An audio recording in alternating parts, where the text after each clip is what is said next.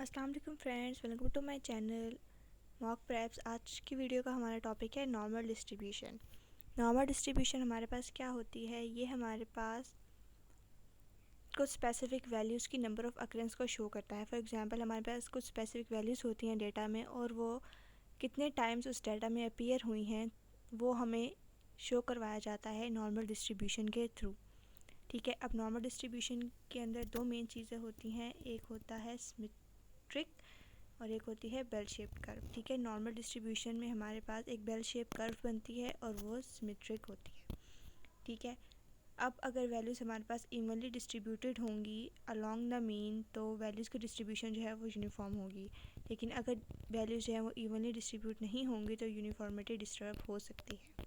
ठीक है, ये दो चीज़ें तो मेन है हमारे पास नॉर्मल डिस्ट्रीब्यूशन के अंदर। एक होती है बेल शेप कर्व और एक होता है डेटा का सिमेट्रिक होना।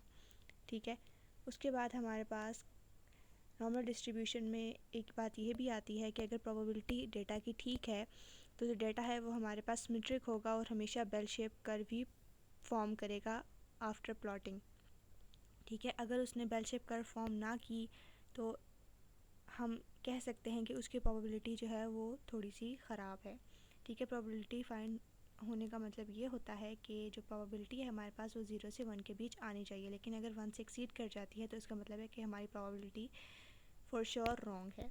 ठीक है, अब नॉर्मल डिस्ट्रीब्यूशन में हमारे पास तीन चीज़ें होती हैं। अगर तो डेटा है 68% of area under the curve, ठीक है, तो वो हमारे पास फॉर्म होगा म्यू प्लस माइनस सिग्मा के पोर्शन में। ठीक है, ये जो है ये हमारे पास हमारा मीन है और ये हमारे पास हमारा स्टैंडर्ड डेविएशन है। ठीक है, म्यू को हम मीन कहते हैं और सिग्मा को हम स्टैंडर्ड डेविएशन कहते हैं। ठीक है, अगर हमारा डेटा 98% अंडर द कर्व है तो इसका मतलब है कि वो लाई करेगा म्यू प्लस माइनस 2 सिग्मा के under.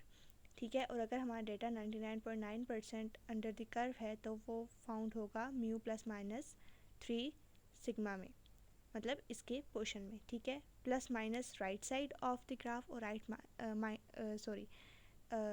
Minus means left side of the graph. ठीक है, अब हमारे पास बेल शेप कर्व कुछ इस तरह की होती है। ठीक है, अब मैं इसके अकॉर्डिंग आपको कुछ और इम्पॉर्टेंट बातें भी बताती हूँ जो कि हैं हमारे पास ये। ठीक है, अब बेल शेप कर्व के अंदर हमें कैसे पता लगेगा कि mu plus sigma, mu minus sigma और जो हैं बाकी पोर्शंस कौन कौन से होते हैं? ठीक है, जब भी हम एक बेल शेप बनाएंगे तो उसका जो मिडल पोर्शन है उसको हम म्यू कहेंगे। ठीक है, बेल शेप हमने बना ली, उसको हम सबसे पहले मिड से कट करेंगे और उसको हम म्यू कहेंगे। ठीक है, उसके बाद हम राइट साइड पर तीन पोर्शंस अपनी मर्ज़ी के बना लेंगे, क्योंकि अभी हम कोई डाटा देखकर नहीं बना रहे तो इसलिए एक्यूरेसी ज़्यादा मैटर नहीं करती। ठीक है, राइट साइड पर तीन पोर्शंस आ जाएंगे। एक पोर्शन होगा म्यू प्लस सिग्मा का, एक होगा म्यू प्लस 2 सिग्मा का और एक होगा म्यू प्लस 3 सिग्मा का। ठीक है, इसी तरह लेफ़्ट साइड पर हम तीन पोर्शंस बना लेंगे। एक होगा म्यू माइनस सिग्मा का, एक होगा म्यू माइनस 2 सिग्मा का और एक होगा म्यू माइनस 3 सिग्मा का।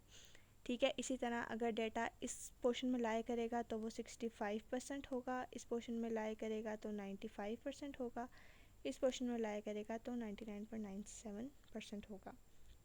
ठीक है, इसी तरह यहाँ पर है ये होगा तो ये 68% म्यू माइनस 2 सिग्मा होगा तो 95% और म्यू माइनस 3 सिग्मा होगा तो 99.7%। अब बात आती है कि इसका क्वेश्चन एग्जाम में किस तरह आता है और अब हम इसको सॉल्व कैसे करेंगे। पेपर में हमारे पास दो चीज़ें फॉर श्योर गिवन होती हैं। एक हमारे पास म्यू गिवन होता है, मतलब कि मीन गिवन होता है, और एक होता है हमारे पास स्टैंडर्ड डेविएशन, वो भी पेपर में हमारे पास गिवन होता है सिग्मा।